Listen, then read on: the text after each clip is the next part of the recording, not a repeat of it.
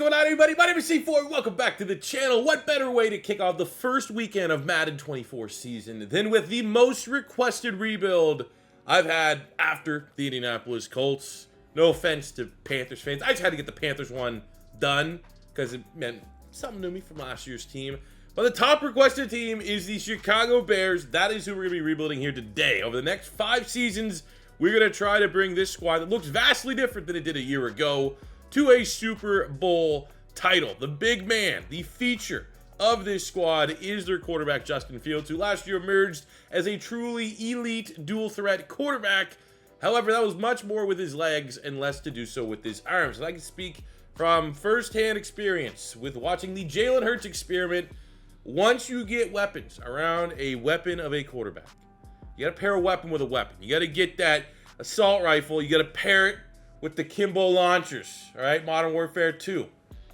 That is what they have done with Justin Fields. They had the big pick, flipped it to the Carolina Panthers, were able to get in multiple first-round picks, which we'll be able to utilize in this draft upcoming, but they got Justin Fields, a shiny new weapon. DJ Moore, one of the most underrated wide receivers in the NFL. Great for Madden, 86 superstar dev, really well-rounded, brings great athletic profile. And when you look at the history of wide receivers for the Chicago Bears, not a lot, like, at all. Like, Brandon Marshall, Alshon Jeffrey, go back, like, even back in the day when the Bears were good, they weren't an offensive, like, there's a shot. If, like, DJ Moore at 26, if he plays 5 years, 4 of those years at a very high level, he's going to be, like, top 10 all time, like, receiving yards and touchdowns and catches for the Bears, likely. And, like, if you go to the argument, like, in terms of pure talent at the wide receiver spot, DJ Moore easily on the top 10 list. So this is a truly massive get for this offense. And I saw firsthand, there was doubts around Jalen Hurts. And then we had the development of Devontae Smith. Then we made the blockbuster trade to get A.J. Brown. And Jalen Hurts has an MVP caliber season. Obviously, the rest of the Bears, even with the addition of DJ Moore, not like for like or really even that comparable to Philadelphia Eagles. But the idea that for today's NFL, for these young quarterbacks to succeed, you have to give them weapons. And clearly, Khalil Herbert, who has some upside, Claypool, you're hoping you can get a better return on investment going forward when you made that trade with the Steelers. You have Mooney, who's a solid wide receiver too. But you think that if you could pair some great talent around Justin Fields, you're going to be able to finally unlock all of his untapped potential. And that is what I think we can accomplish here in this rebuild. Outside of that, you got Cole Kmet, who I actually think is one of the most underrated tight ends in the NFL. I had him in fantasy football last year, and that does sound kind of casual, but like I'm not watching all the teams, but I had Cole Kmet. And he was good. Every time I would watch the Bears play, I would look for him because, like, he was my guy rooting for him in fantasy. I mean, well-rounded, can make some great catches, can make some ridiculous catches. So, like, I do think he is a legitimate tight end one in the NFL and probably closer to a top 10 tight end than not, if not already a top tight end in the NFL. The offensive line is solid. You have the veteran Whitehair. Left-hand side, you have Braxton Jones, who kind of came out of nowhere. Looks like he might be a left tackle for you guys of the franchise. Tevin Jenkins is nice. You get Nate Davis over from the Titans. And you spend your first-round pick on Darnell Wright, a tackle that dominated last year in the SEC. Former 5-star recruit. It's a big get. It's a safe get. There's a very, very high floor on Darnell Wright. So I'm honestly looking at this offensive line. Most of these guys are going to be here for this 5-year rebuild, which is awesome. A lot of key places. If all things go right, not going to be a lot of turnover on this offense. We should be able to grow and develop these guys. I'm thinking, we're probably going to have to replace Whitehair. Might not hurt to get, maybe a more dynamic, established running back or draft someone with a higher ceiling. We're going to have to wait and see, if Claypool can catch on. I mean, they'll get a little bit of Canadian bias. I would love to see him catch on. But if not, might have to get another wide receiver there. Maybe, you relegate Darnell Mooney to being like an electrifying slot player. And then you get someone else on the outside that can play and complement DJ Moore. But for the most part, I'm seeing a lot of, we can work with this on the offensive side of the ball. Now, go to the defense. Not as good. The front four, well, they just signed Yannick Ngakoue, which is a nice kind of stopgap placeholder edge rusher for us. I like what they did in the draft. Javon Dexter, Gator bias, but I think that's a great value pick. 6'6", 315, and he has athleticism, 80 acceleration, 76 speed, 84 strength, 81 tackle. Got to develop him for sure, but I definitely think there's a player there. He was really, really solid, former 5-star recruit for my Florida Gators.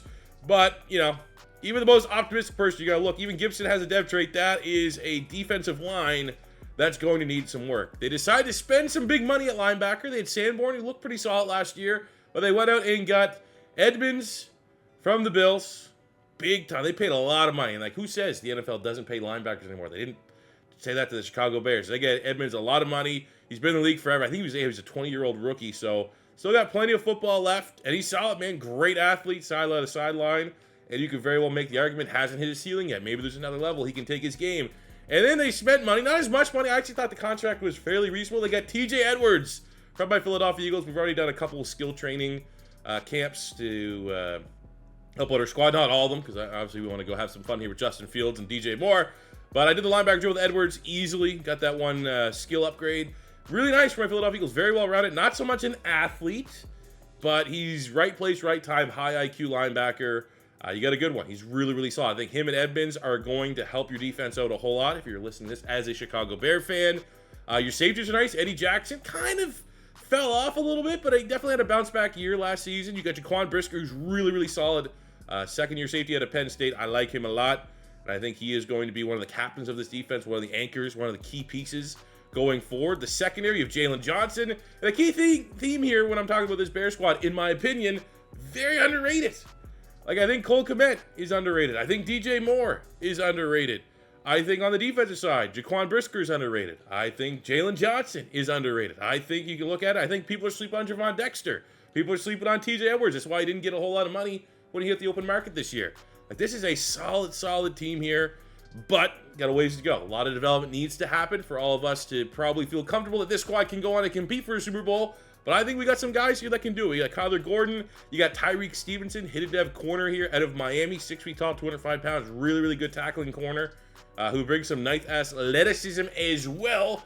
So we got some interesting pieces here. But much like the offense, where maybe running back, third wide receiver, getting a little bit younger on the interior of the offensive line. Same as the defense. We got to find pass rush. We got to make sure we can, either develop Javon Dexter, Zach Pickens, or find someone that can ready play right away. You got to maybe have another corner, potentially. Got to watch the age of Eddie Jackson, but I feel good. I feel good that at the end of 5 years, we're going to have a Super Bowl here with this squad. So without further ado, let's get into year one. I've noticed for my Madden 24 content so far, most of you guys watching are not subscribed yet. I'm getting close to year 10 here on YouTube as a Madden content creator, and you start every new Madden thinking, well, maybe this is going to be the year. So if we could start turning these numbers around, if you watched enough, you like what you saw, you hit that subscribe button, you watch the rest of this video, I earn a subscribe from you, I would very much appreciate it. All right, for Justin Fields, come on, baby. We're at least trying to get a silver here.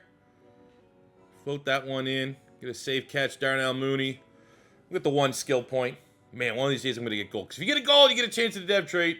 I'm just not that. Even though I can put 40 points up on all Madden, still not good enough to get gold every time I do this. We are absolutely crushing this drill. Javon Dexter, the rookie out of Florida. As long as we don't botch this, we should have that's an awesome start there. Have a chance at gold. If you get gold in these drills, you have a chance at getting a dev trait. He is stuck on normal dev, so it is very important that we try our best to get this. Now we gotta... Oh, let's go! Do we get it? Yes! Gold dev, Javon Dexter. Close. Oh, man. I don't think we got the dev. So from that drill, we get Justin Fields, a skill point.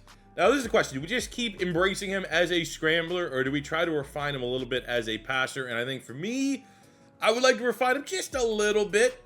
And we will find it. And not every time, though. I probably will do like a little bit of both. Some field general, some scrambler, just to maximize. And we have Javon Dexter, got the gold medal.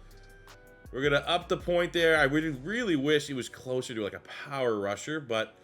1 block shed plus 3 tackle. Unfortunately, though, with the gold medal, I've yet to get it. I've just had people saying, I got a gold medal in training, I got a dev trait.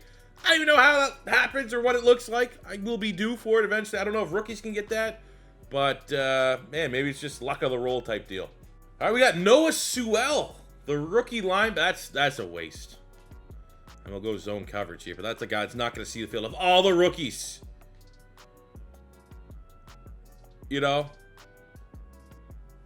Zach Pickens, Javon Dexter, Tyreek Stevenson. We get the guy that's like never going to play. We got, ironically enough, a trade offer for Bobby Tunyon. He's not going to play, and you're offering me Ben St-Juste. I'll take a Canadian. I'll take more corner depth. And halfway through year one, I mean, hey, I'd say 4-4, not brutal for the Bears. Top of the division. Luckily, the rest of the teams suck. Really, really disappointing from the Vikings. And, I mean, honestly, I don't even think Packers are that low on themselves this season, even losing Aaron Rodgers. So I think all those fan bases currently below us would be really, really upset being 3-5, 2-5, and 2-6. But we're here right now, 4-4, sitting atop the NFC North. You can only win your division, right? Doesn't matter. If 8-9 wins your division, 8-9 wins your division, you gotta take that win. It counts. So let's look at some contracts here. Up first, we have $90 million. So we have an absurd amount of salary cap. So we'll get Jalen Johnson signed to a 5-year deal. We have Darnell Mooney, good role player. I think if salary was a little tight, I might not send this way. But this is a guy probably, what, his ceiling? 85, 86, 87. That's going to be great depending on if he's wide receiver 2, wide receiver 3 or not. Gibson, that's going to be a wait and see. Yes, he has the dev trait, but he is 26. I'd have to assume like his ceiling right now is probably 78. So if he's getting sacks, we'll come back to it. If not, I think we might need to aim a little bit higher. I think same goes for Claypool here. If he's, where's he at? We're, what, 8 weeks in? Or yet after 8 weeks. Averaging 40 yards a game. So he's going to finish probably 700 yards, 6 touchdowns. That's a role player, Do I need a role player? Can I get... How about this? Because I'm biased and Canadian, how about if I just offer a neutral? If he takes it, fine. If not, and he does take it, so that'll be my little gamble that he's going to be our project on the offense, that we can put it all together. Everybody else, though, at this current price point, best of luck in the future. Interesting storyline. We beat the Panthers in Week 10, which is kind of a double whammy because it's a win, and secondly, we have the first-round pick of the Panthers, so it helps us get a better pick on that end. We get a breakout for Justin Fields, looking to make that jump from star up to a superstar dev. Now, this is somewhat attainable in sim, not always impossible, like unlike, if you're trying to make a superstar to X Factor. Probably not hitting that unless you're playing it yourself, but we throw 1 or few interceptions and 350 scrimmage yards, 4 total touchdowns in the upcoming matchup against the Detroit Lions, who are struggling right now, bottom dwellers within the division. So let's prioritize the win, but I would love to leave this week with Justin Fields, a Goldie boy. Give him that superstar dev. Holy sh... We might have got it. 49-21, we beat the Lions. Player of the week, Justin Fields. 4 touchdowns. 4 touch. Do we have to get the scrimmage yards? I don't know if we got the scrimmage yards. Or was it an 4 touchdowns? Come on, man. Give me this. Oh, yes, sir. Right before your very eyes, Justin Fields, superstar dev quarterback. Let's go. That is awesome. That is an awesome role to get here in year 1. I don't think you could ask for something better. If you said all the dev traits, we're worried about Javon Dexter, getting gold and not getting anything. I think because we got the luxury point here, I'm going to go right into field general, so we're not going to get the actual bump up in base overall. But we got to work on his accuracies here a little bit. Get him a little calmer within the pocket, but look at that. You love to see it. Oh, man, not good. We got the... It's been all downhill. We're on a 4-game losing streak. I think we ruined it. Packers got hot, and we did not. Josh Fields got superstar. That's going to be the silver lining of year 1. Did I expect playoffs? No, but when we were leading an ugly division, I thought we could hold on. But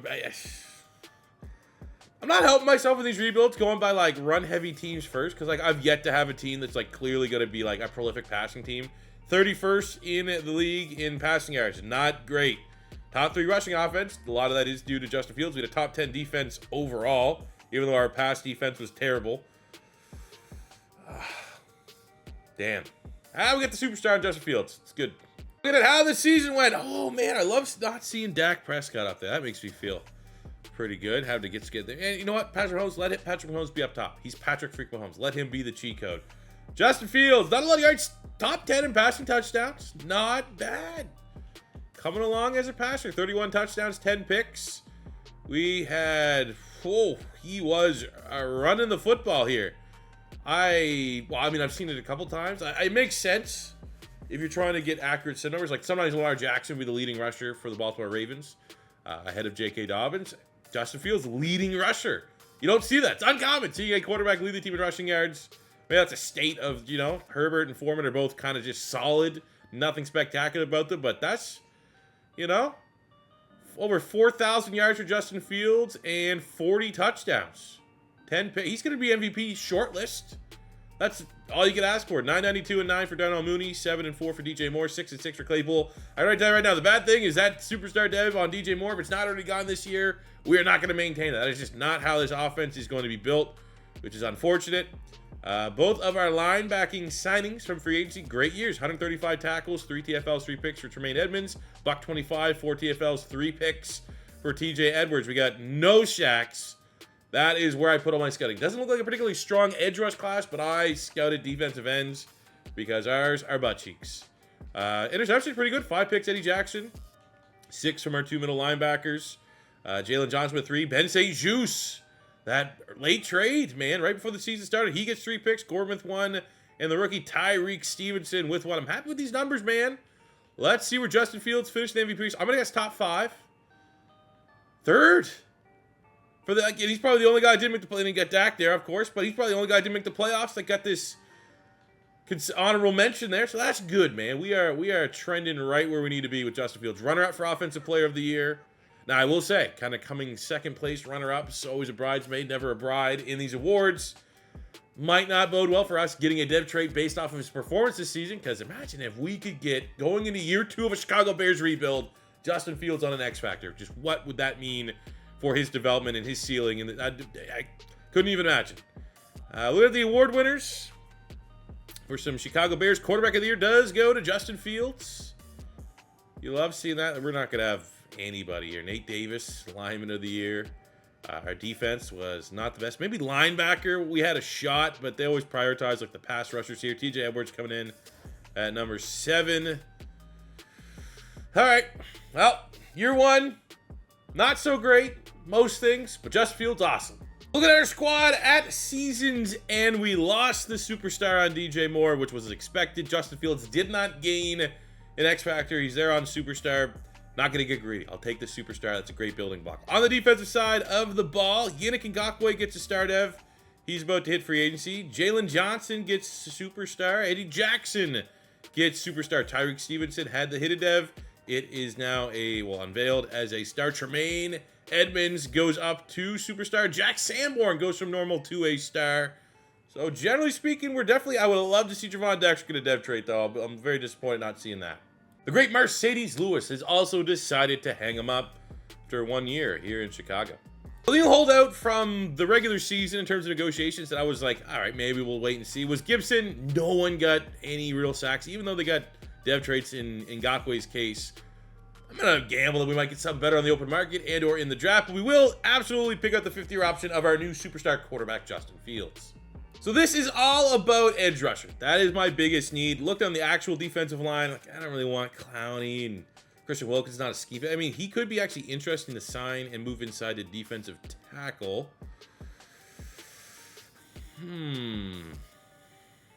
There's no interest there, so I'd have to overpay. So here's the best edge rusher that you're probably going to see in free agency this whole 5 years. We got Josh Allen here, 27 years old, 86 with the star dev. Some other big bids, some teams from within his division there, the Titans and Texans. But we'll try our best. And I think that if this doesn't work out, I'm going to pick him over Luvu. Maybe get Kilimak back for 1 year. Like, if it doesn't and he picks somewhere else, I think we have a really competitive offer.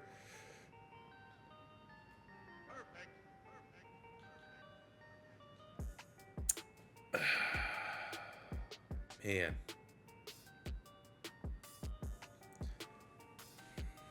Bummer. Well, we'll try to get Kilimak here and still be aggressive in the draft. In day 2 of free agency, we were able to land Khalil Mack so he can finish his career as a Chicago Bear. But man, I'll tell you again, this year so far, what I've experienced, unless there's a patch or tuning that happens, which there might be, Madden 24 is going to be the year of the draft. There is not going to be a whole lot of ways, whole lot of avenues for you to improve your squad, leaps and bounds in free agency like there was in Madden 23. I mean, we're still early. I've only done 2 rebuilds, so maybe I've got the poopy roles of available free agents. And I'm not expecting there to be superstar players every single year, super stack classes, but I've gone through, 10 years so far in 2 rebuilds. I couldn't even make the argument there's been even 1 strong free agency class. So it is the year of drafting, which I love drafting. I think I'm particularly good at it. I made a draft guide for you guys to go check out here at Madden 24, and I think you're gonna want to know the ins and outs of drafting because that is how you're gonna get the studs for your team. So it's draft time. We got 2 top picks. We have our pick and the Panthers pick, which wasn't particularly good. But the bad news is we did our little focus scouting, and I was like, you know what? We got to go pass rush, man. Even with Khalil Mack, he's a stopgap, Band-Aid type guy. Top 5 pass rusher, needing to be good. Looks like a stack class at corner. That's something I've noticed. Corner seems ridiculously overpowered in these draft classes. But I know you get the top pass rusher, is second, third round, like bust. That is a bust at that position. Kind of sucks. Because our needs, I think I need a running back. I would like to get a running back at some point. Looks to be some solid ones. We'll probably have to blind pick one down here.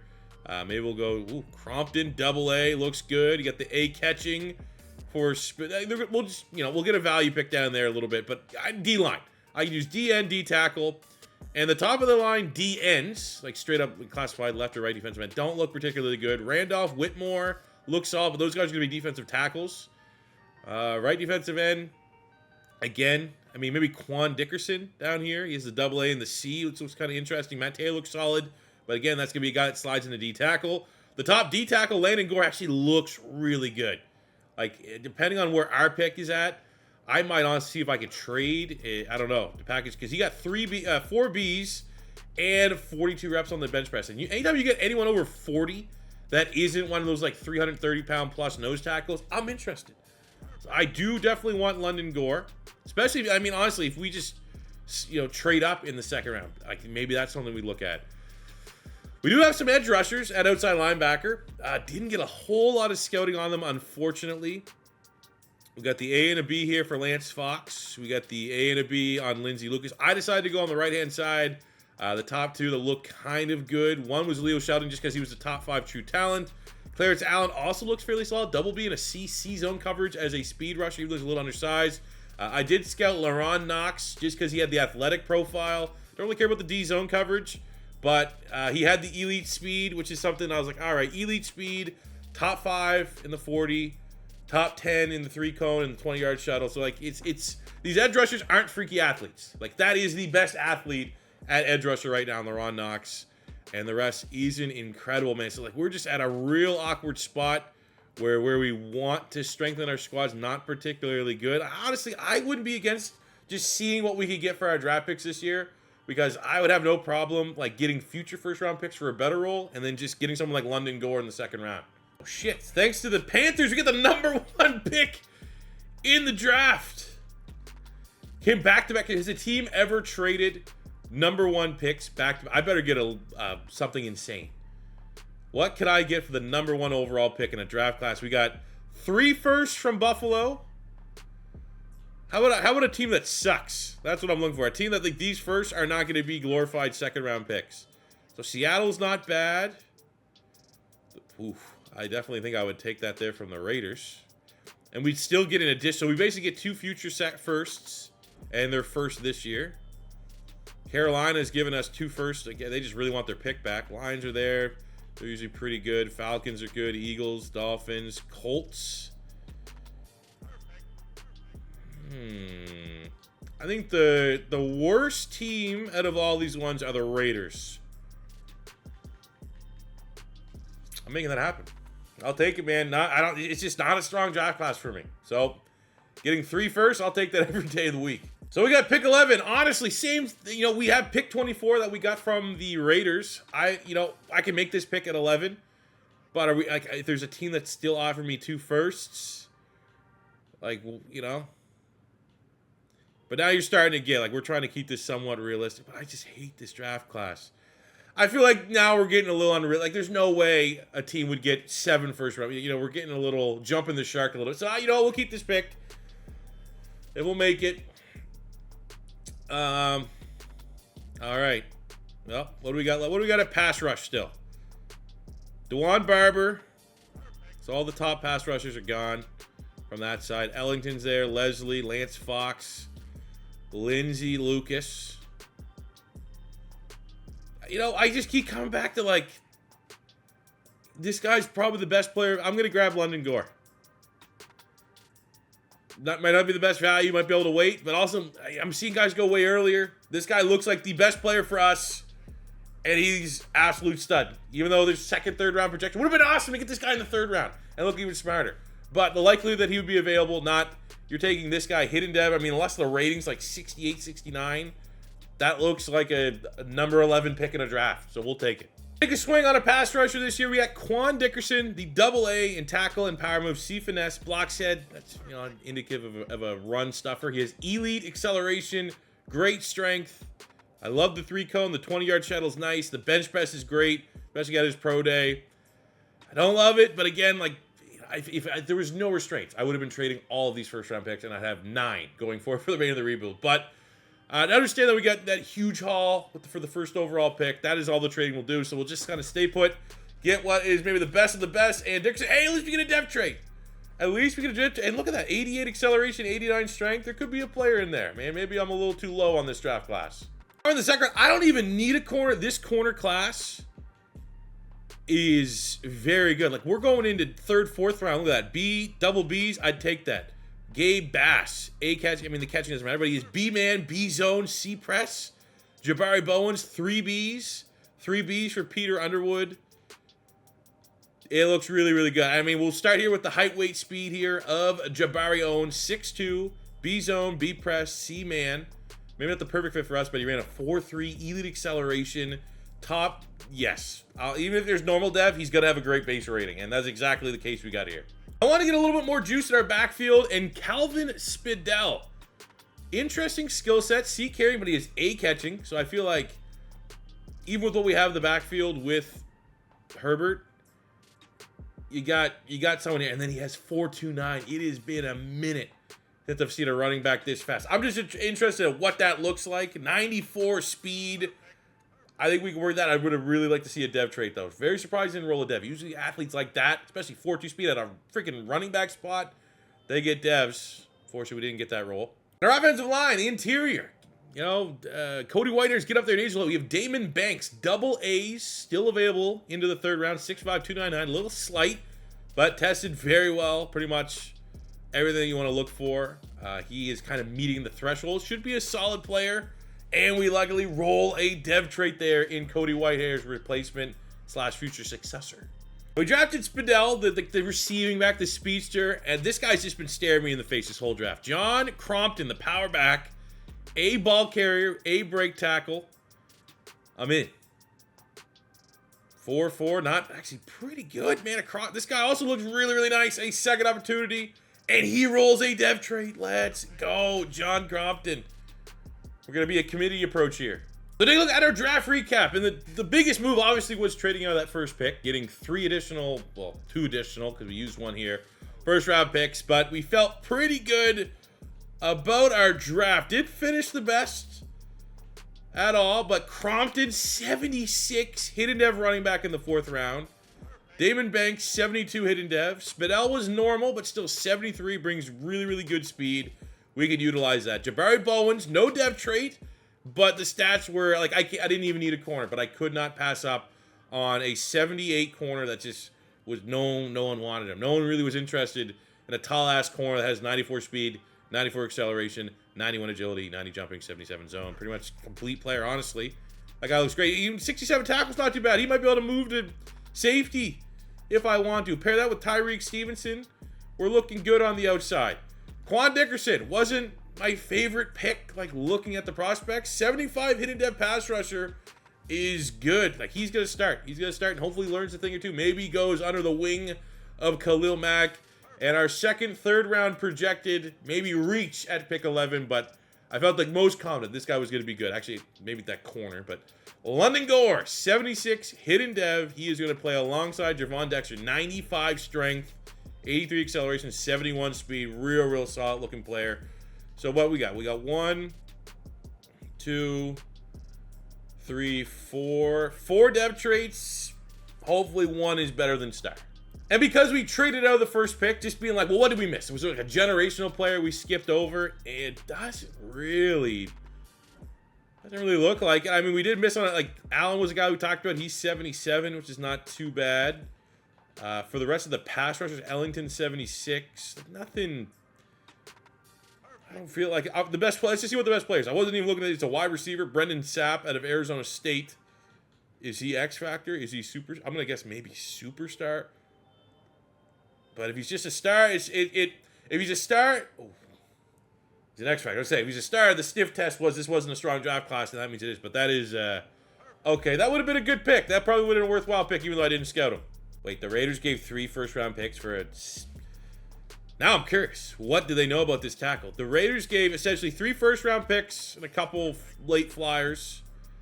If this guy's not a superstar, classic Raiders. You know, hey, it's a hell of a tackle prospect. All right. And after drafting 2 running backs this year, back-to-back rounds, it's Crompton, the later of the 2 picks, who is actually starting to stand out here a little bit. And honestly, I've done this drill 20 times. This is going to be, if we get the touchdown, that's the highest score I've ever got.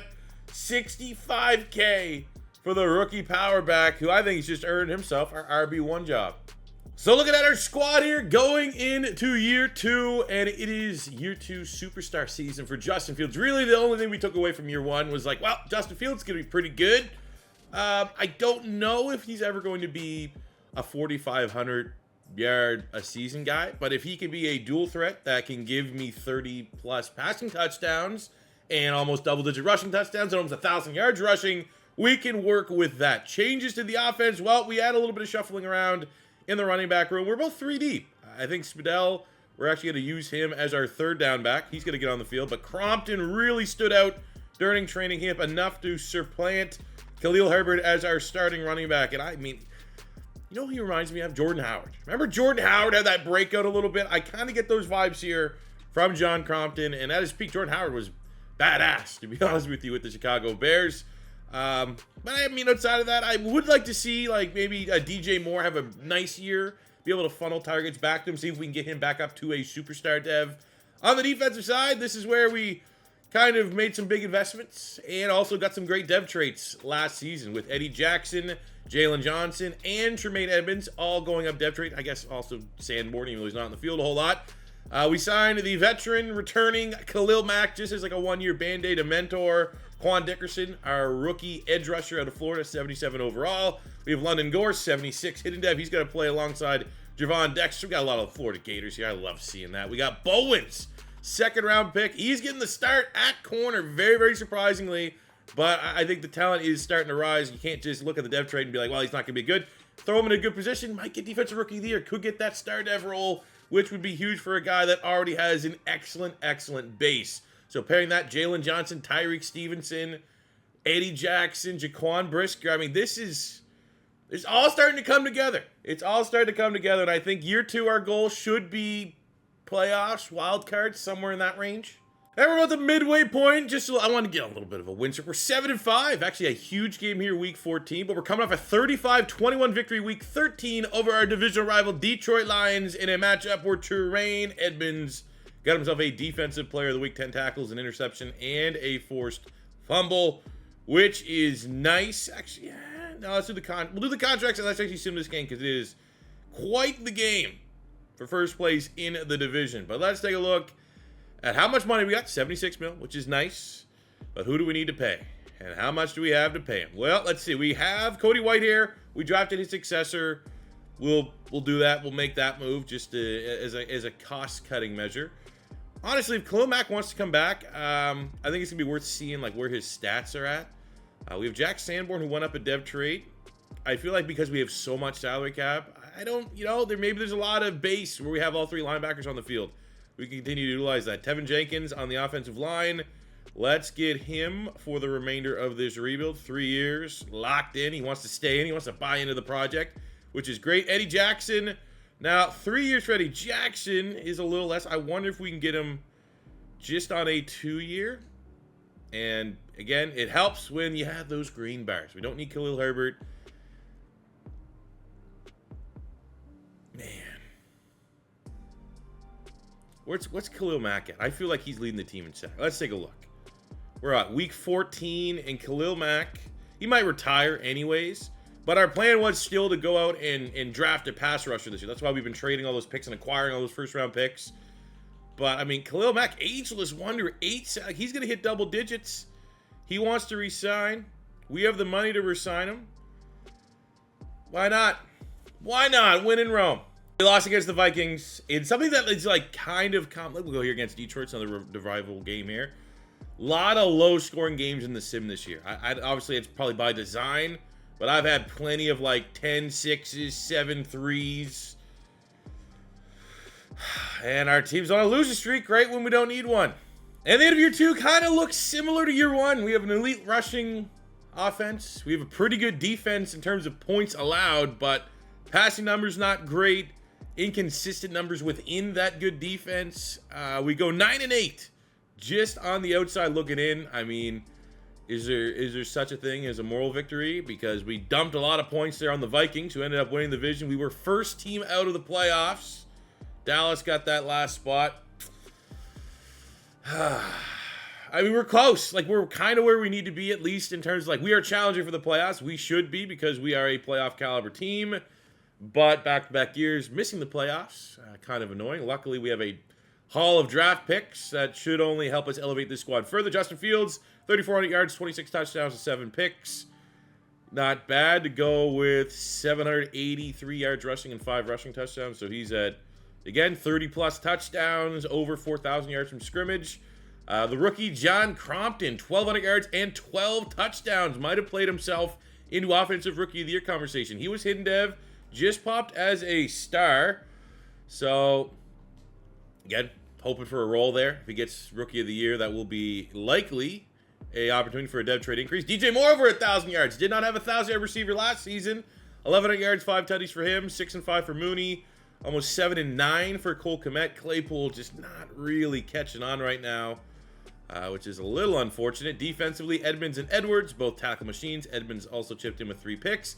9.5 sacks, 19 TFLs for the ageless wonder Khalil Mack. 9.5 sacks, 11 TFLs for London Gore, our first-round pick, our reach of a first-round pick. But not much of a pass rush outside of that. Dickerson, the other rookie pass rusher, 9 TFLs, only a half sack. So he didn't really solve our pressure issues. But Gore was awesome. 5 picks, Jalen Johnson, who got a dev trait last year for having a hell of a year. Could he be in line again to be looking at that red boy, that X factor? Josh Allen wins the MVP.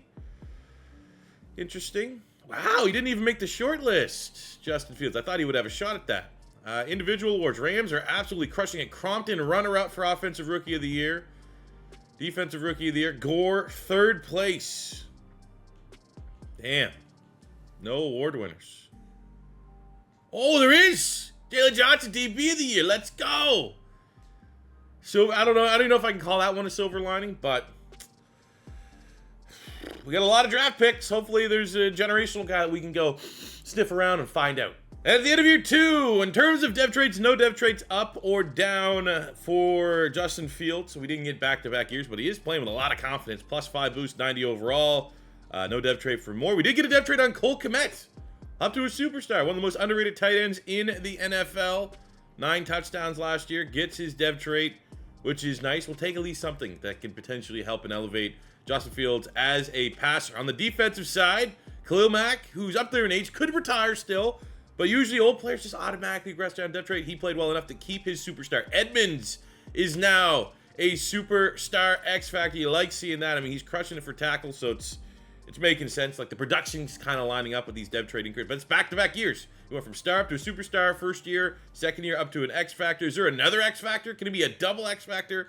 That'd be pretty cool. We did lose a superstar on Eddie Jackson, which sucks, but we gained one on your defensive back of the year, Jalen Johnson. So I think all things considered, disappointed to be the first team out of the playoffs in the NFC, but we're still having some good things going on with our roster, and we have a crazy amount of top-tier draft capital coming up. Here at free agency, it's what we've been noticing. It's what we've been, the trends in free agency for Madden 24. It's a strong year to know how to draft, because free agency, you're not going to be able to buy your Super Bowls like you could in Madden 23, unless you needed a quarterback, which we don't. So we didn't get as big of a draft pick as we did last year, where we had the Panthers pick, which was the 1st overall. We have the Raiders pick, which is the 8th. Well, that would have actually be the 28th pick. They were actually pretty good, which full credit to the Raiders, because I chose their offer because I thought they were going to be the worst team. The only good news is there's no edge rusher in this class, man. We are just chasing something that is not getting a roll to us. Like, almost anytime there's been even like a remotely interesting looking pass rusher, like a D tackle or a 3-4 defensive end. So I mean, luckily we still got Khalil Mack on a 1-year deal, right? And again, we just keep hoping there's a better crop of pass rushers upcoming. Like, Rashawn Coleman's probably the best. And it's like, you know, you got B tackle, B block, said we don't know the pursuit, and then you look at the combine, it's like, again, not anything special, especially, you know, for a guy that's not, you know, a bigger defensive end. We need to get the corner roll, man, every year. Like, I looked at, like, my draft class edit strength. They're all still on default, but, like, it feels like corner's been juiced up because there's always really, really good corners. We have a top 5 projected corner still available, but we just don't need corners. We have Jalen Johnson, X Factor, Tyreek Stevenson. We hit on that almost 80 overall corner last year in the class. So it's just, hasn't lined up for us yet in this draft, fellas, which is annoying because we've had the draft capital to make a move if there's a move worth making. I think wide receiver is a kind of sneaky position that we need to consider. And I did scout 2 wide receivers. One was the number 1 overall player just to make sure it wasn't like an 85 X factor. But we had Patrick McDowell here, who looked pretty interesting. We got great grades. He's a deep threat archetype. A, deep route running, B, release, B, catching traffic. And the combine lines up with what we're looking for. He has elite acceleration, elite agility, 4.29 speed, top 5 in the 3-cone and 20-yard shuttle. Add some competition as a Canadian. It's annoying, but we kind of do need to look at giving up on Chase Claypool and seeing if we can get a wide receiver that could potentially, you know, help elevate our passing offense a little bit. So, while it's not a big need, I think the best player available also makes sense in terms of adding competition. So we're going to draft Patrick McDowell out of Alabama. 98 speed, 94 agility, 93 jumping, and we get the nice roll of a hidden dev. For our second first-round pick, it's not a sexy position, but I think going guard might be our best shot because we got Nate Davis. He's kind of expensive, normal dev. We want to look at elevating that a little bit. And we have Rashad Holiday here, 40 reps on the bench press, decent athlete as well. So we're looking for a dev trade here, which is what we roll. And I think we're going to be able to probably eventually move on from Nate Davis, which he has a pretty big cap hit. So that's a little bit of a cost-saving measure here. But I wish I could be a little more exciting at this point. We're getting a cost-saving measure move in the first round, even though it's late first round. And they're just going to keep having these top corners fall. I mean, at the idea of, like, we are going to have to replace Eddie Jackson. So, like, maybe one of these good corners, if we keep drafting these good corners, there's a hidden dev one. One of them has decent tackling potentially. We can move them to safety. So I kind of just view these guys now as, like, defensive backs, not just corners. We're now in the 6th round, but look at what sometimes it's worth looking deep. We got Amari Carmichael, A, deep route running, double C's, B, catch traffic at 5'8", and look at the athletic profile of this guy, dude. Elite everything. Acceleration, agility, change of direction, speed, UDFA grade, and he has good attributes. It's not like this, he has like this athletic profile, and then he's all D's and F's. Like, insane value. I would have drafted this guy in the 1st round, let alone a UDFA grade player. So let's look at our draft recap. Feel pretty good. We got some hidden devs. Patrick McDowell at pick 18, 78 hidden dev wide receiver. He is going to have expectations that he can compete for a starting gig right away. 93 speed, 98 acceleration, 81 catching, 84 deep route running, 86 spec, 94 agility. Great athlete. Explosive playmaker. He is going to be a day 1 starter for us. We got Holiday. A little low for me personally in the 1st round. I like trying to get guys 75, but if they don't exist, they don't exist. 73 hidden dev is nice for, if not right away, an eventual starting guard for us. The top corner that just fell to us in the 2nd round, 76 hidden dev. Now, I do want to see the tackling. Can he tackle? He can tackle a little bit. Not necessarily a liability as a tackler, so again, kind of viewing him more as a defensive back. Or, you know, some of these corners, they just keep having stack count corners. That's kind of what we have to do. Whiffed a little bit there in the 2nd round. We had a lot of draft capital. One for the athletes. Had no real scouting. It's guessing. It doesn't always work. We got Adam McAdams in the 3rd round. Great name. 74 normal dev. Out of Ohio State. Pretty decent athlete. But let's see. Look at that. Carmichael. 74 hidden dev. I mean, there is 4-point overall difference, but it's like one of those things. Like in a perfect world, imagine if there was an edge rusher. We could have traded both these picks, got an edge rusher, and while we still needed a wide receiver, we would have been able to get Carmichael. 74 hidden dev UDFA grade player. 98, 97, 99 agility, 98 change of direction. This guy's going to be like an X Factor or something like that. We have at least our first big steal of the Madden 24 season. Season 3 of 5 here for our Chicago Bears, looking for our first playoff berth. Changes to the squad. Well, we've added a lot of speed and athleticism to the wide receiver spot. McDowell is going to be our outside wide receiver too. It's going to be him and DJ Moore on the outside with Darnell Mooney in the slot. Carmichael, I mean, we're playing a little bit of a game. I'm going to hope that one of these guys has a better dev trade, and hopefully it's our first round pick, but you never know, man. With the profile that Carmichael has, like, that's an X Factor. That'd be ridiculous because he was a UDFA player. We're going to go with Holiday, the rookie, over Nate Davis. Yes, there's a discrepancy in rating, but Holiday has a higher ceiling, and I think comes year 4 and year 5 of this rebuild, we're going to appreciate the fact that we're giving Holiday these snaps right now as a rookie. On the defensive side, just to save you guys just nothing, I was like, you know what? We just cannot find edge rushers. Should I trade for one? I got a bunch of first-round picks. Like, there's like a discrepancy of pass rushers in the NFL right now. Like, you look at guys that, like, realistically, like, could potentially be traded.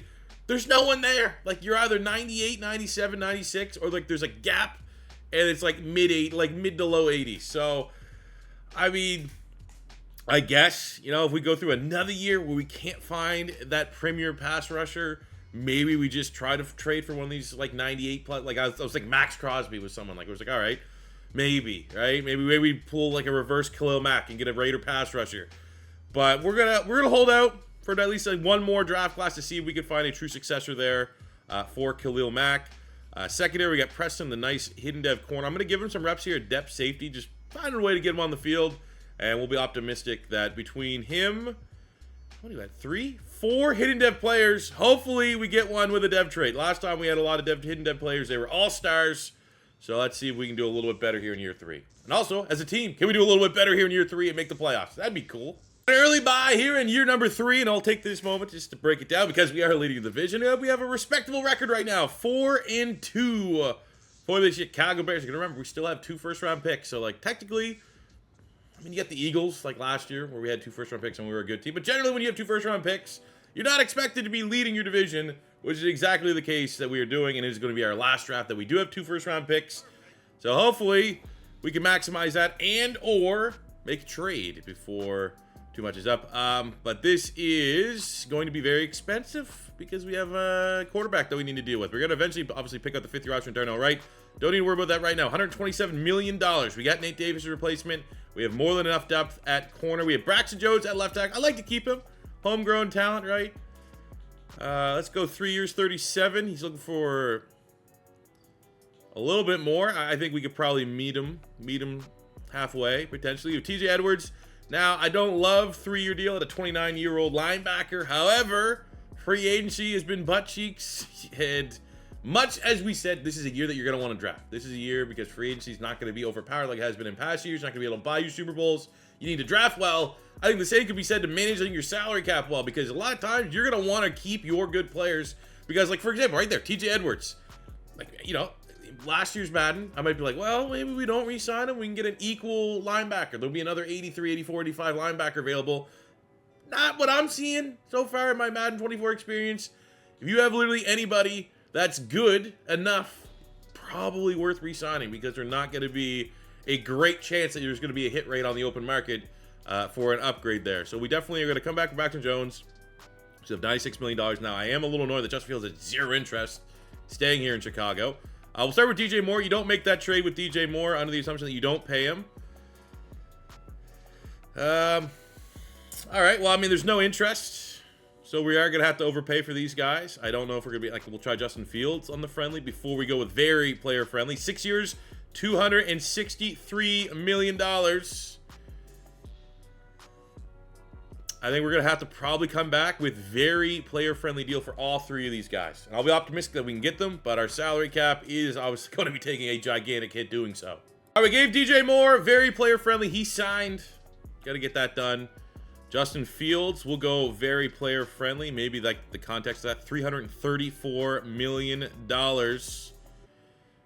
I think we're close. Same with him and Braxton Jones. All right, we got Braxton Jones signing the dotted line. Only like $1 million here or there. Justin Fields, however, I don't even know. We'll give him 28.5, 20 on the dot. Hey, there we go. It's a lot of money, man. You better pick it up. Gonna break out scenario for Jabari Bowens. He was that high rating normal dev corner that we drafted last year that fell to us. I think it was a 2nd round pick. With an opportunity to break out here against the 3-7 Detroit Lions. Get up to a star dev. Would definitely go a long ways in his development. Still a young player. His best football. We get the win, 17-7. Did we also get the double hitter of the dev trait? No. But we did get a defensive player of the week, London Gore, former 1st round pick last year, 3 sacks. Let's go. Year 3 has come to a close, and our record's kind of been the same, but this year we get the nice role of actually making the playoffs, and we get to take on the North champions, the Minnesota Vikings, here in the wildcard round. Always nice when you have a bit of a rivalry game. Overall, the offense is up. Got a little bit more out of our passing offense, not in the 20s. We're almost top 10 defense. That's been one thing that's been misleading, though. We've been good at keeping points off the board, but like our pass defense, rush defense is kind of never really lined up with the points against. But it's all about points. We bend, don't break. We play a really good bend, don't break scheme and system here. Take a look at our stats. Justin Fields, go crazy. Not really, but you know, this is kind of who he is, and that's fine. 3,900 yards, 32 touchdowns, 7 picks, not turned the football over. And he's given us, you know, RB2 numbers as well. 800 yards, 7 touchdowns. So that's, you know, 4,700 yards and almost 40 touchdowns. You're not going to complain about that whatsoever. He is going to be on the MVP shortlist. Crompton went over 1,000. We had 1,011 for the rookie McDowell. DJ Moore, who hit 1,000 last year. I thought he was turning a corner there a little bit. Interesting. I mean, Mooney was our slot, so he had the most receptions. Komet with a solid season, but it's the rookie Patrick McDowell who's let's go! There we go, baby. First X Factor drafted. Patrick McDowell, pick 18 in the 1st round out of Alabama. What is that ability? That's not a good. I'm not gonna cheese it by hand picking an ankle breaker. And you got Energizer, great. I mean, okay, they're not brutal abilities, but they're not I don't even know what the meta abilities are. Probably change every year, but I don't know what they are in Madden 24, I'll tell you that. But I will take an X Factor. There we go. Wide receiver 1 now, I guess. I had to push DJ Moore to the side, but now I'm starting to think. Did we get the dev trade of the other guy, Carmichael? He was just our return man. Man, if he's like a superstar or an X Factor or something like that, I'm going to actually regret paying DJ Moore because we could probably... This is our guy now. X Factor. Wow. All right, and he played in the sim. He was wide receiver 2. He wasn't wide receiver 1. That was Moore. He wasn't in the slot cheese. That was Darnell Mooney, and he still got 1,000.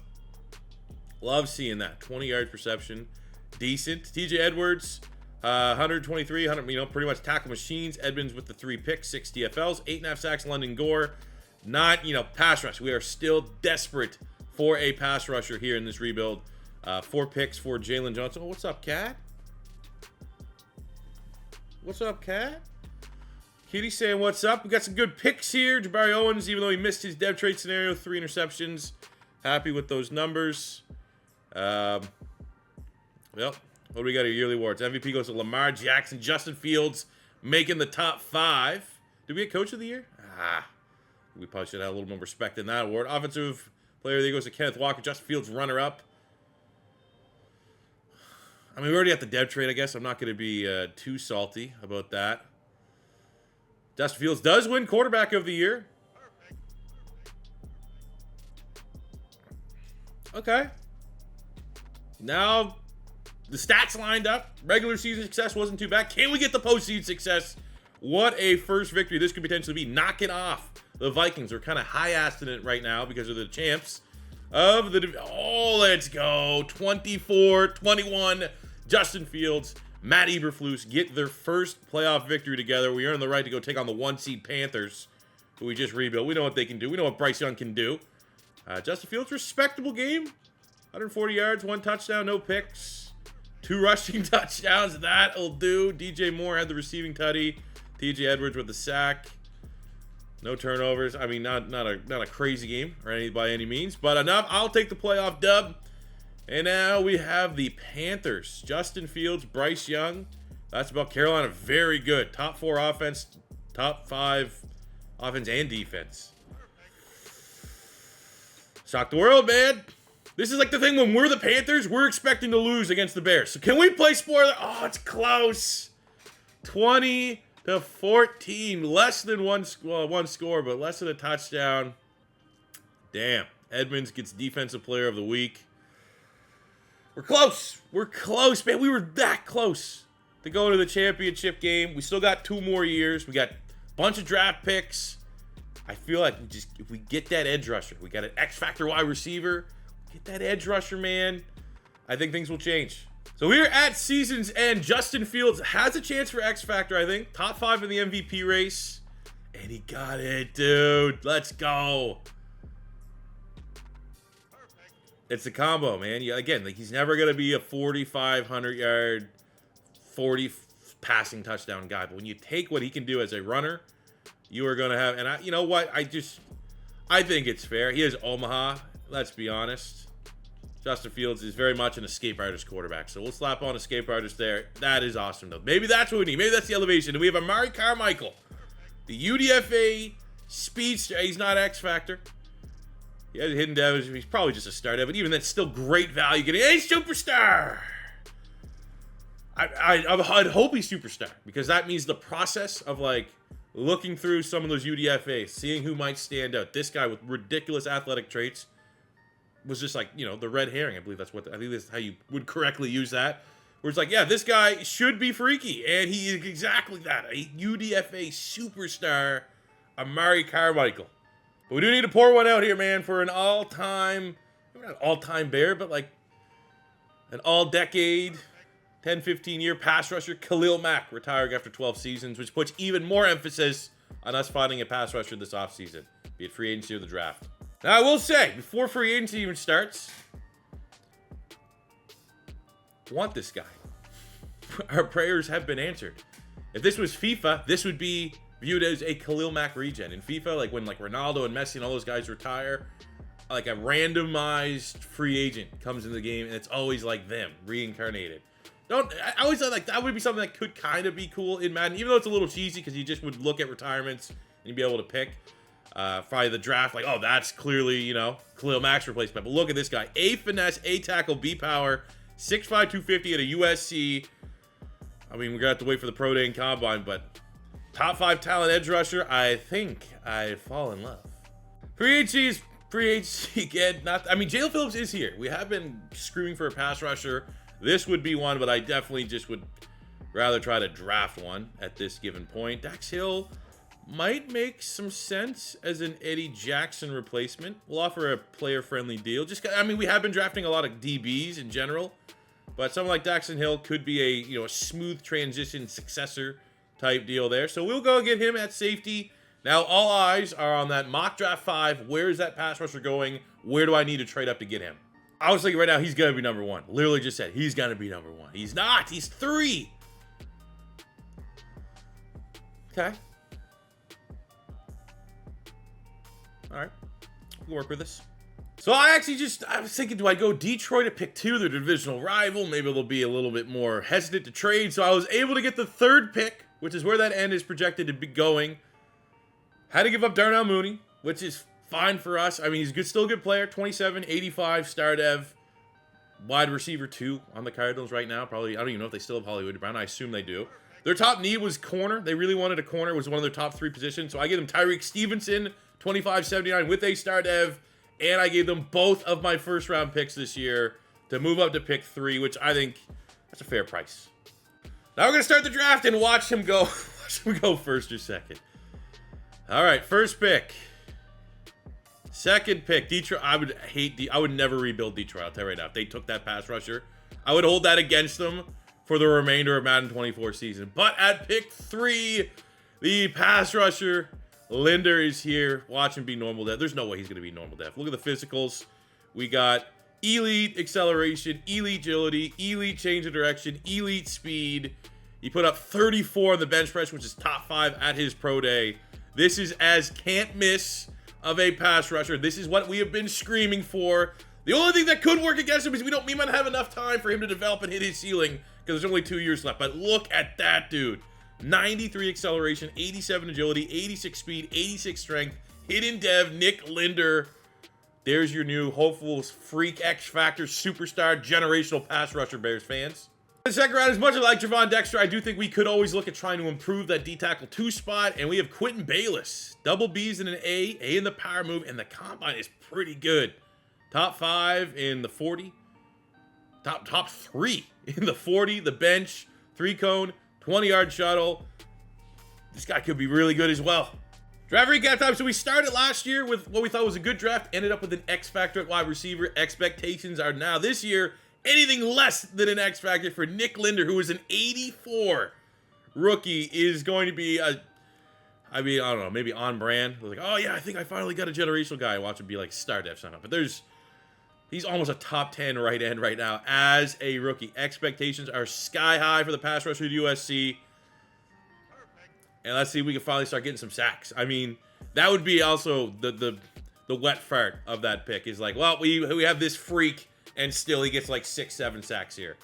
We got to tap into, man, we got a defensive head coach. Needs to find a way to maximize Nick Linder. Bayless in the second round, 74 with the hidden dev. He's going to provide competition with Javon Dexter for that D-tackle 2 spot. He looks really nice. That's a solid pick. Not to be overshadowed by the freak that we got at pick 3. That's still great value. A 71 linebacker as well. Like, now, what went ahead of our guy? Okay, 81 tackle. That's respectable. I get that if you need a tackle, but I mean, I guess it does make sense. If you need a tackle, you don't need a pass rusher. That's 81. He's probably a superstar tackle, and then the first quarterback went. So it does kind of make sense how Linder would be falling to 3, but I'm very happy he did. What a freak. Oh, yeah. Oh, yeah. Let's see. We need that gold medal. Watch this be classic, like the one time I just get, like, smashed into orbit by these little... We're winning every block, which is pretty decent until now. Ooh, okay. I mean, hey, welcome to the NFL, Rook. Here's 3 dudes standing in your way. Go. You're gonna need to finish strong here. Get off your block. Oh, okay. Now, I'm gonna be honest, not ridiculously impressive for the first rep. Let's see if we can come back here. This is why we don't like. This is why you want Khalil Mack. You got Khalil Mack in the building. Maybe takes this guy on his wing, shows him how to do this drill at a really high level. He's like, I've never done this drill. We didn't do this drill at USC. USC doesn't play defense. Get off your block. Oh! I think we're gonna get gold here, though. Oh, it's a real nice swim move. Real nice spin move. I mean, it makes sense. He has 93 acceleration, but he's only 250 pounds. So you get some of these power linemen. Let's get back and get that multiplier here. Some of these power linemen. Give me it. Oh! All right. Wasn't pretty, but we got gold. That's what we needed. Went into year 4, and it is a little bit of a transitionary year, but I think for the better, because we did give up Darnell Mooney, but we have Carmichael, who's an S-tier athlete, superstar dev, and McDowell, who's an X-factor. Why doesn't he have an ability on? Even though he does. Why do we not have the ability active? Would be my question. What am I missing here? For that ability to be active, sir, do we not have the... What? Why? Why aren't you active? That is a lie. Everything is... Why? Is there just like something wrong with my team? That I can only have 1 X factor instead of the 3 that I'm allowed? Outside of these menus just taking forever. Oh man, something needs to get patched. If you haven't got your hands on Madden 24 yet, the menus, it's next gen and it feels like I'm playing on Xbox original right now. It's brutal. So why don't I have an ability? The ability is equipped. Like is this a bug? Like he has ankle break? Like what if I put something on? What if I put yak him up? What if I put yak him up? Do you get your ability now? Like, do I just need to switch it? Nope, guess not then. All right, fuck me. Moving on. Defense. We got good defense now. D-line shuffling up again. We're going to bump Javon Dexter. We're going to move up Bayless, but this is the man that we came to see. We're very close to unveiling as a dev trait. We'll probably find it out after this week 1. Hopefully, I mean, at minimum, just be superstar. But if you're an X Factor, what are the odds I can't equip it? So we lost 17-10 to the Green Bay Packers. Not how you want to start. But we get to see the dev trait of Nick Linder, the 3rd overall pick in the draft. Already got +2 finesse, +2 pursuit, and it is Superstar X Factor. Let's go. There's our first. second, first generational guy, because McDowell was an X Factor, but he was like high 70s. Those guys exist. This is our first true generational player, and maybe it's bad that it took me 13 drafts to get one, but we're here nonetheless. We finally arrived. Look again. Why isn't his X Factor on? You can have 3. Midway point of year 4, and we are tied for first place in the division. Kind of, not brutal where we want to be, but look at that, man. Passing is not great spot right now, but the offensive rushing is great. The defense is kind of how the defense has been this whole rebuild, where we don't give up a lot of points, but we bend, don't break. But let's look at our final contracts. Hopefully, because we have not spent a lot in free agency, we can keep retaining our top talent. But we also now have Justin Fields' contract on the books that we need to deal with. We will pick up the 5th-year option here on both of our D linemen, Dickerson and Gore.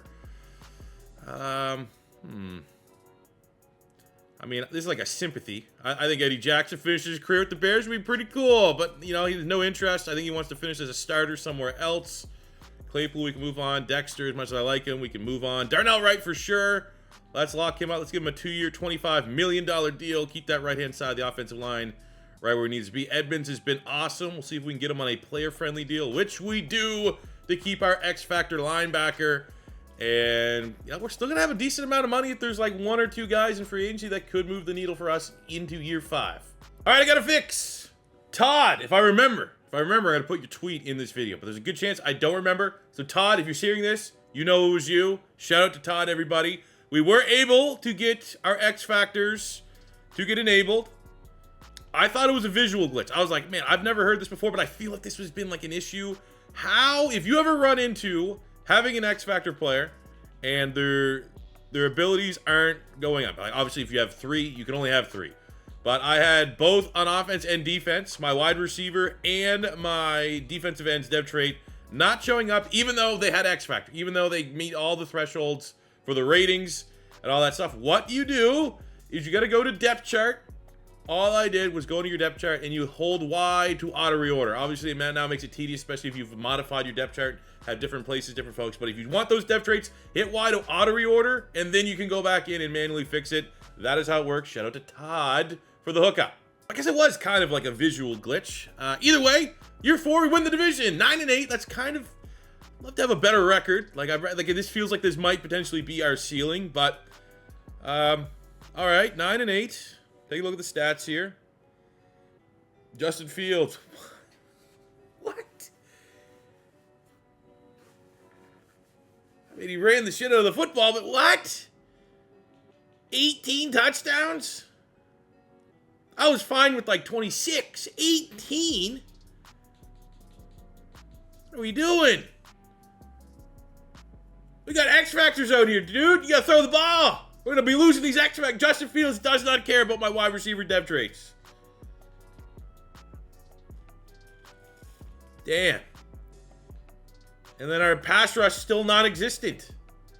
Dude, X Factor 5.5. What?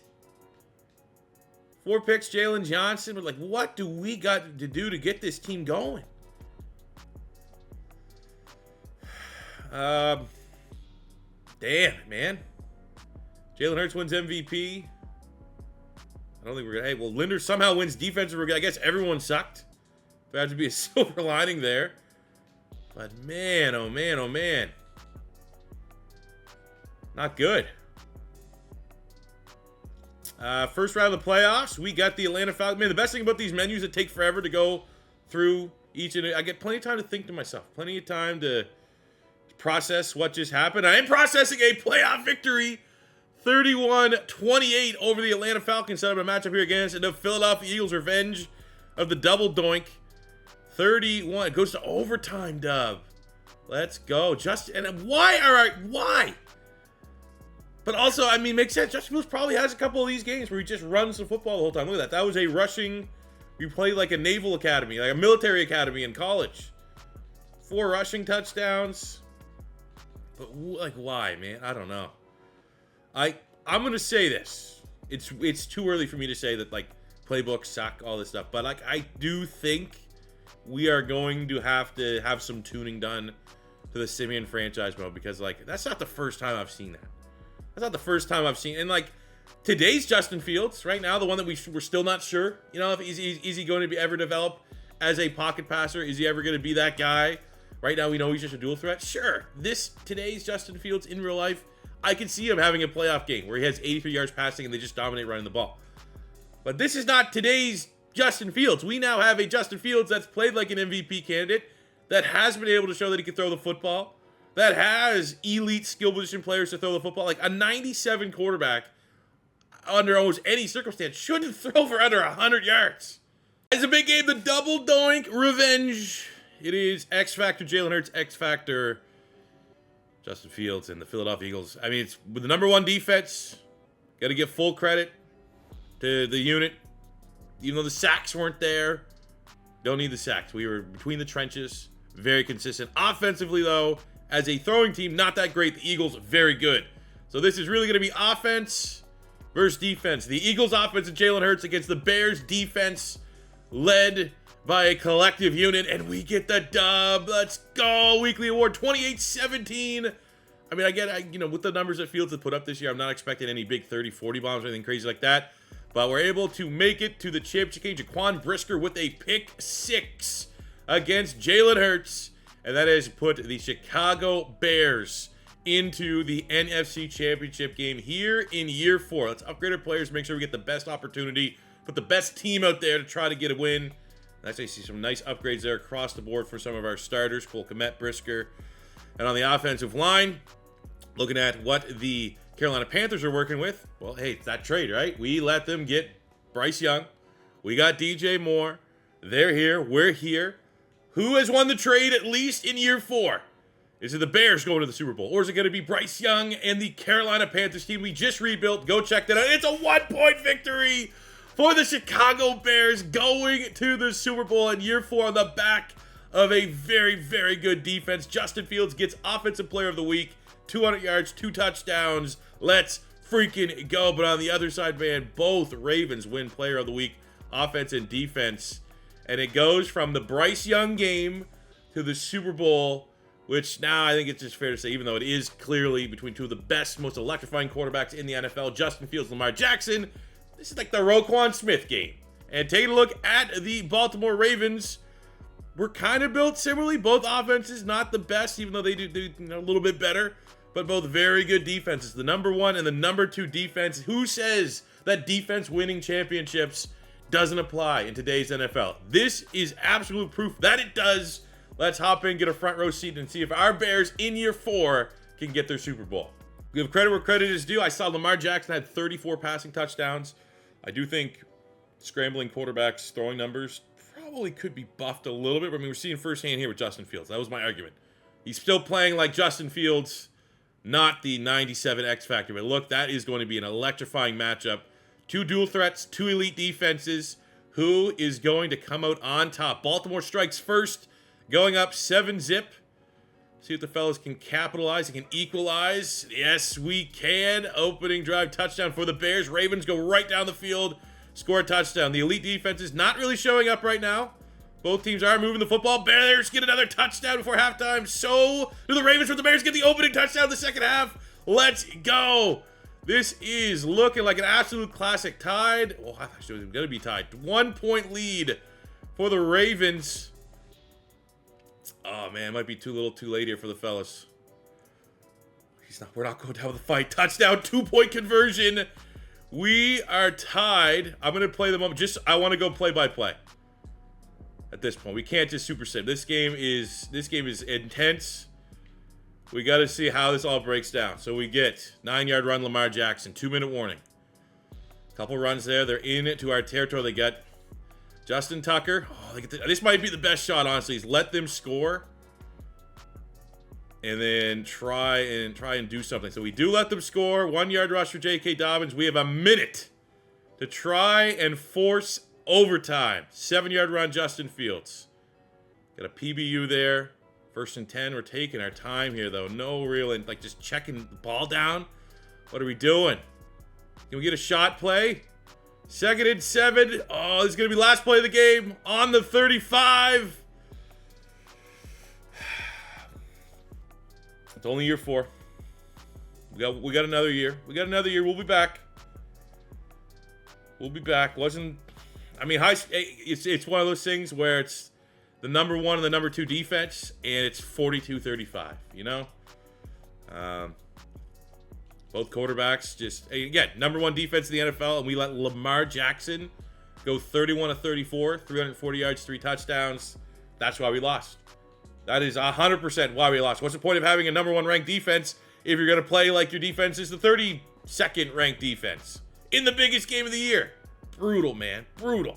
We're going to be aggressive, man. We're going to go after Linderbaum. I did go with the max offer. This is kind of a surplus, but Chris Jones would be the big one here. Adding our third, well, potentially third X factor on. I mean, could we get Kupp? Should we get Cooper Kupp? Should we try to get Cooper Kupp? Do we even need Cooper Kupp?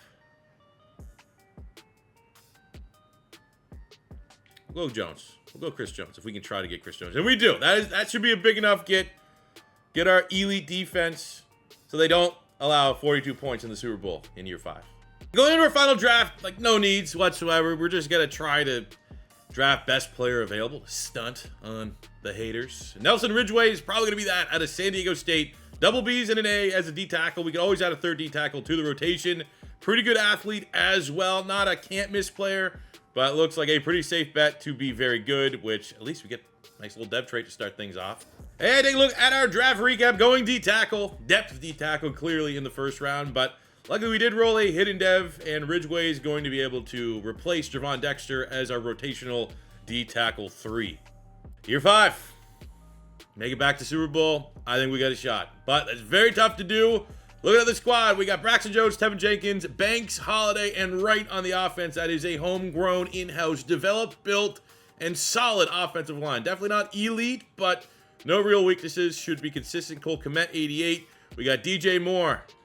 We've done well replacing and developing our skill positions. We got Crompton, who's emerged as an RB1, very similar to like a Jordan Howard back in the day. We got McDowell, who's drafted out the gate out of Alabama as an X factor. Now, it wasn't generational by any means. He was like a 76, 77, somewhere in that range, but an outstanding athlete, one of the best deep route runners in the NFL. Also needs to get an honorable mention is the success of Carmichael, superstar UDFA grade playmaker. Keep an eye out for these guys in your Madden 24 franchise mode. This guy not just exists. He's not just an anomaly in my drafts. He will show up every now and again in your drafts. It's always worth kind of just snooping around the weeds of those UDFA players. And of course, the man of the hour, Justin Fields, who's developed very nicely with the boost up to a 96 overall, almost 97. We'll hit that probably after a week or two.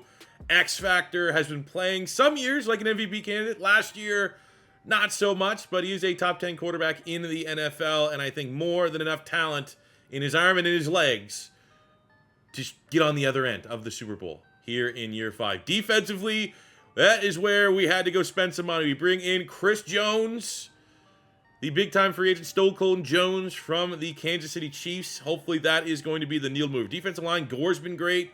Dickerson's been solid. Linder, our first generational player drafted here in Madden 24. 93 X Factor now. He needs to play like it. Last year as a rookie, knew he was generational, had very high expectations. 15 TFLs, 5.5 sacks. That's underwhelming, to say the least. I don't know if I can say that's very underwhelming because 15 TFL is not that bad. But generally speaking, you want to see double-digit sack numbers this year for sure. Secondary, we got Jalen Johnson, Preston, and Bowens. Jalen Johnson's been awesome. Really, he's been holding on to that X Factor for a minute. And he's been good for 4 or 5 picks every single year. We got Daxon Hill, Jaquan Brisker at safety, Sanborn, Edmonds, and Edwards. The year 1 starting linebacker. Still here in year 5. No complaints. Edmonds, obviously now is a 97 X Factor, has been incredible. So there is not a single weakness to this team. I think the only thing holds us back is like Justin Fields just decides not to throw the football again this year. And our number 1 ranked defense gives up 40 points in the Super Bowl. Anything else, we should be Super Bowl favorites here in year 5. And at the conclusion of year 5, our best record of the rebuild, finally like a respectable record for how good our team is. That was a 90 overall. We go 12-5, winning the NFC North. Offensively, just the worst passing offense in the NFL, but rushing, we were 3rd. Once again, bringing the number 1 defense in the NFL, looking to get a better opportunity. Prove that the number 1 defense after falling very hard and flat on our face last year in the Super Bowl against the Ravens. take a look at our stats this year. Again, my one comment and complaint is just like, I get we've done rebuilds, even going into Carolina with Bryce Young, like scrambling quarterbacks. So we haven't really had prolific passing numbers. I don't really want to throw Bryce Young in there. It has been more so Justin Fields here today and Anthony Richardson in our Colts rebuild. But like, come on, dude. Like, I get it. He's a scrambling quarterback. We got almost 1,000 yards rushing. That is awesome. But like, he's developed as a passer. He's like a 90. What is he now? A 99 quarterback. I have more than enough help at wide receiver to like have him do some stuff in the throwing game. So it's, still a good year though. 24 touchdowns to 6 picks, 2,500 yards, and almost 1,000 on the ground. Another couple touchdowns. Good year to Justin Fields. Again, it's just, man. You know what? Here would be the trade-off. Is either, fine. If you're going to have a player that does like this and just always gets locked into being a scrambling quarterback, can we, like, eliminate stats being how you lose dev trade? Like, I don't know how you would, because it's just, like, it's one of those things where it's, the issue will be, Justin Fields is awesome, and when you look at these numbers, you go 24 touchdowns and he had 1,000 yards rushing, like, all right, that is a great dual threat season. But, like, he is never going to be a quarterback that's going to have the yards that will allow your players to keep their dev traits. Because, like, McDowell, X Factor, multiple years under 1,000 yards. He is going to lose that dev trait just because he's in this Bears system. Like, I don't know, man. Maybe I'm just trying to be greedy. Maybe I'm just trying to have the whole world right now. But you know what I'm saying? It just kind of feels like if you want to do a Bears sim franchise and you want to go 50 years, like, good luck keeping on any of your dev traits for your wide receivers because they're never going to be getting 12, 13, 14, 1,500 yards to not only like keep their dev traits or gain dev traits. So it's just, I don't know. I don't necessarily know right now off the top of my head what a fix could be for that, but is what it is, man. Defensively, Edmonds and Edwards have been tackle machines. We got 9.5 sacks from Jones, 9 from London Gore, and just, who needs pass rush? Number one defense, but my 98 X Factor has less than 10 sacks in 2 seasons, man. Just, especially for Matt Eberflus, man. You're a defensive guy. Your defense should be dominant with these kind of weapons. You should be licking your chops saying we're going to have the best defense in the NFL and we're going to strike fear in our opponents. Not really striking fear in the opponents, are we?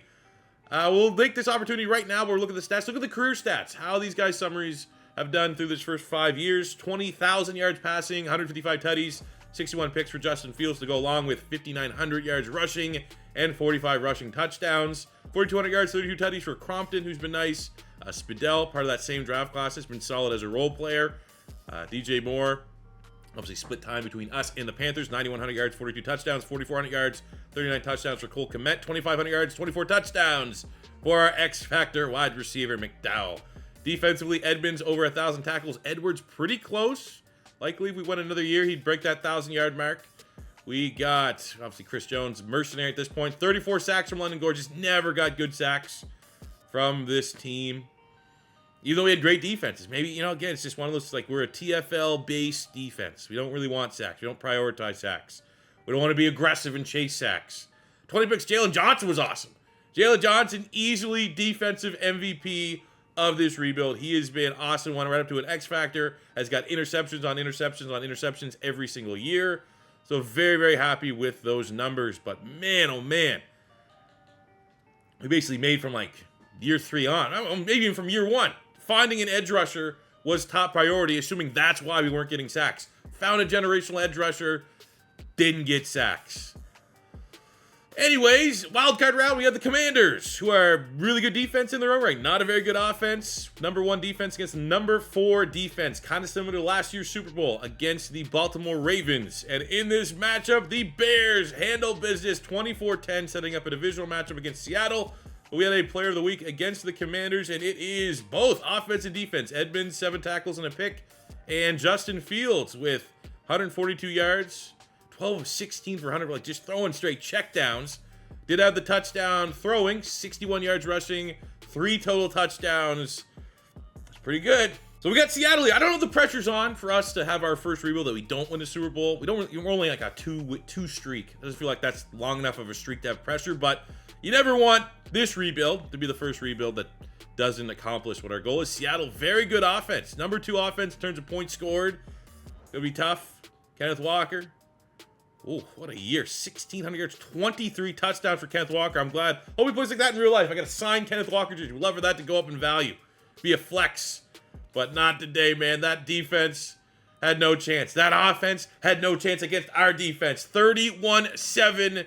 Justin Fields, back-to-back players of the week. He is the hottest player in the playoffs right now. 141 yards, 2 touchdowns. And Bowens, our outside corner, gets 2 interceptions as the Chicago Bears back in the championship game against, who did I see there? It's a rematch. It's the DJ Moore Bowl again. I don't know if having like home field advantage could be the deciding. I think the fact that we're a 92 overall team should be the deciding factor. We're going to be even better once we auto-spend these points.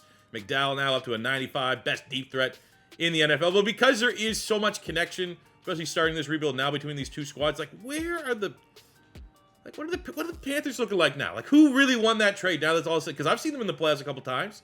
They haven't won the Super Bowl yet, but they've been here just as much as us. And like these two teams are going to be forever connected with that trade anytime you trade the #1 overall pick. Bryce Young, 97 superstar. They got generated running back. Mingo's there. Mike Williams, DJ Chark. Got a nice tight end. Ike Ekwonu, 90. Rest of the offensive line. They signed Wyatt Teller. Right-hand side with Teller and Moton is fairly solid. 2 superstars. Defensively, got Derek Brown, 90. He was a beast for us in that Panthers rebuild. Again, plugging. Last rebuild we did was the Carolina Panthers. Go check that out. Brian Burns, 97 X Factor. Linebacking core solid. J.C. Horn's up to a 92. They got someone named Romeo Jones, 86. Malik Hooker and superstar Josh Foster there. So that's just a consistent team. Has some great players. No real glaring weaknesses.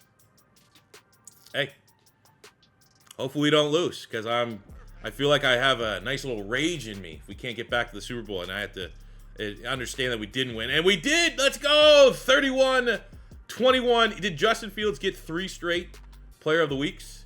Because if that's the case, we'll feel pretty good. And that's exactly what happened here. 3 straight Offensive Player of the Week. Wild card, divisional, championship. Put his best performance on display here. 171 yards passing, 3 touchdowns.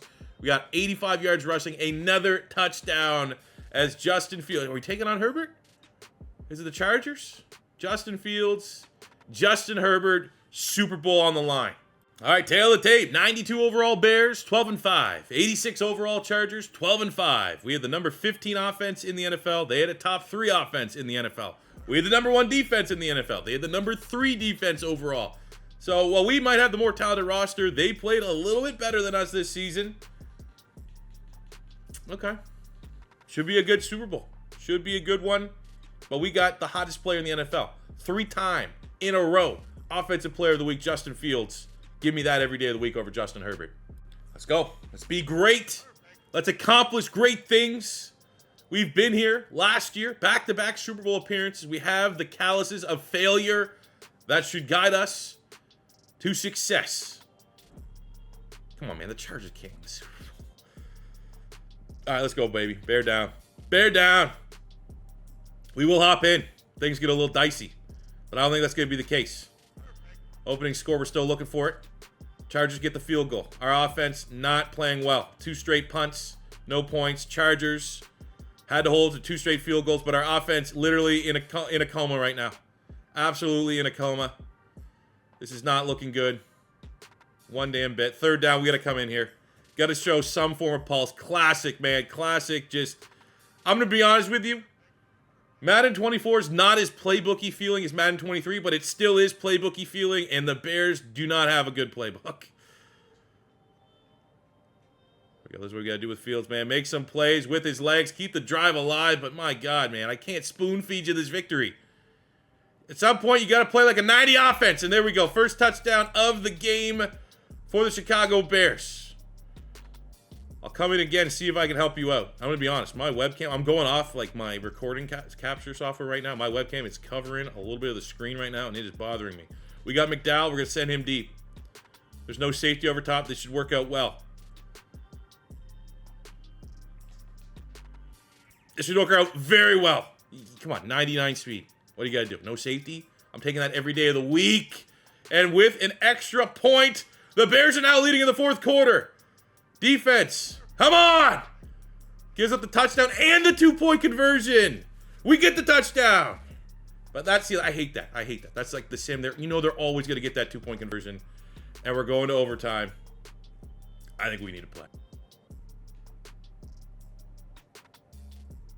Go, go, go, go, go, go, go, go, go. He's so fast, man. That's going to be the worst thing right now. Between this and my Cardinals franchise, I'm going to be so...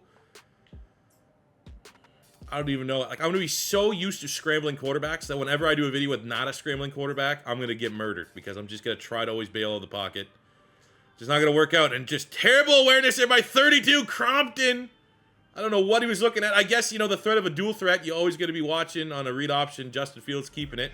But that wasn't necessarily the play. So we'll take that nice run. We're into borderline field goal range.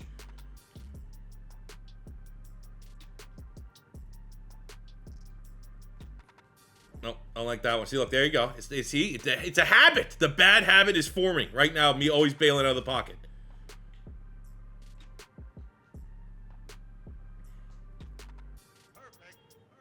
Second and 10.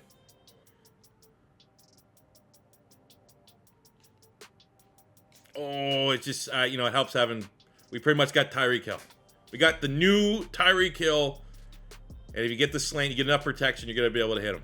Read option. Goal to go.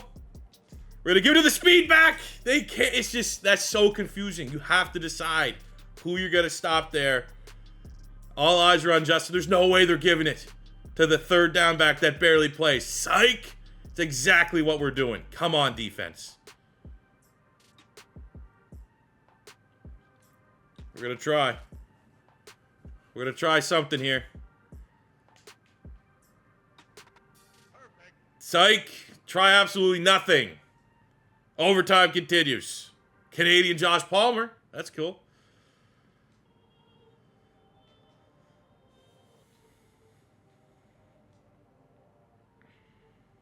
Can we get McDowell's? No, I mean, I'll take that shot. I assume we're just going to get more overtime.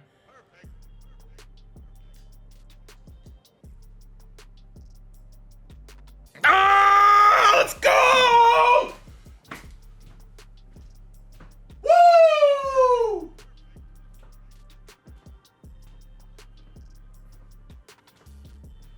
Let's go, baby!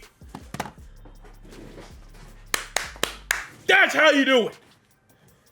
That is how you do it. We got time. We threw it to the fastest guy in the league. They didn't put a safety, you punish them. They didn't put a safety, you punish them. That's as pink slips as it gets. Bears. It's two, staring down the barrel, second overtime. Let's go, man. Let's freaking go. Let's get that trophy ceremony in. Oh, yeah, man. It's been a minute. A little... I don't know. I hope that's not nothing. I hope that's nothing else other than like, whew, adrenaline. Let's go, baby. Justin Fields. Does he have it as a passer? Is he always going to be a dual threat, tuck and run quarterback? Look, he always was bailing out of clean pockets in this game. When he needed to stand and bang, he stand and bang, and boy, did he connect with an absolute uppercut. Bears, Super Bowl champion. So that'll do it for me today, guys. I hope you enjoyed the video. As always, let me know in the comment section below what team you want to see rebuilt next. Probably get to that Tuesday, Wednesday, somewhere in that range. The most upvoted team will be the team that we rebuild next. If it is your first time stopping by, don't be afraid to hit that subscribe button. Would really appreciate it. Trying to grow leaps and bounds here in Madden 24 season. Leave a comment, all that good cheesy YouTuber stuff, because the YouTube robots like it, and it helps out my channel. So it goes, a little goes a long way. And that's all I ask for in return if you enjoyed the video. And I'll see you guys back here on the next one. Till then, it's your boy C4 saying Cardinals franchise tomorrow, maybe? I'll see you on the next one. Peace out. Love ya.